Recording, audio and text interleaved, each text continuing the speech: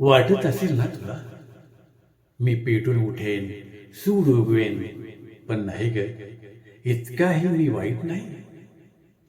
कवी राजू रणवीर यांची ही कविता आहे. मागणं. नमस्कार, मी अरविंद म्हात्रे सादर करतोय रणवीर यांची कविता मागणं.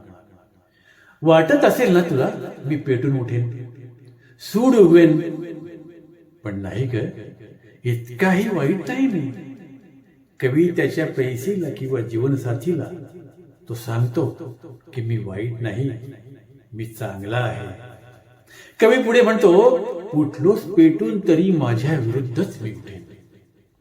उठलोच पेटून तरी माझ्या विरुद्धच मी उठेन. टिकून राहावं तुझं कुंकू, एवढंच मागणं मी मागेन. त्याच्या प्रेसीला अथवा जीवनसाथीला तो आश्वासन देतो की मी जरी पेटून उठलो तरी माझ्या विरुद्ध उठेन, तुझं कुंकू टिकून राहावं, एवढंच माझं मागणं असेल, असं कवी आश्वासन देतो. आणखी पुढच्या कडव्यात कवी म्हणतो, नाहीतरी मला काय हवंय, तू फूल बनून जगावं, वाऱ्यासंग हेतगूच पाहून तुझं काट्यानंही दिपून जावं. नाहीतरी मला काय हवंय, तू फूल बनून जगावं, वाऱ्यासंग हेतगूच पाहून तुझं काट्यानंही दिपून जावं.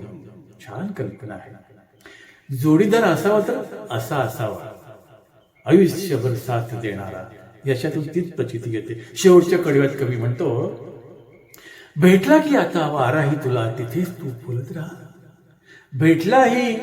भेटला की तुला तो वारा आता तिथेच तू फुलत राहा. लाडी बाळ होऊन पाळण्यामध्ये झुलत राहा, पाळण्यामध्ये झुलत राहा. म्हणजे पैसीची किंवा जीवनसाथीची ही काळजी असते प्रियकराला किंवा जोडीदाराला, ती अशी पाहिजे. भेटला की आता वारा तुला तिथेच तू फुलत राहा.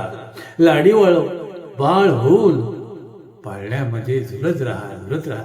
कदाचित हे फुलासाठी पण लिहिलं असावं. थँक्यू.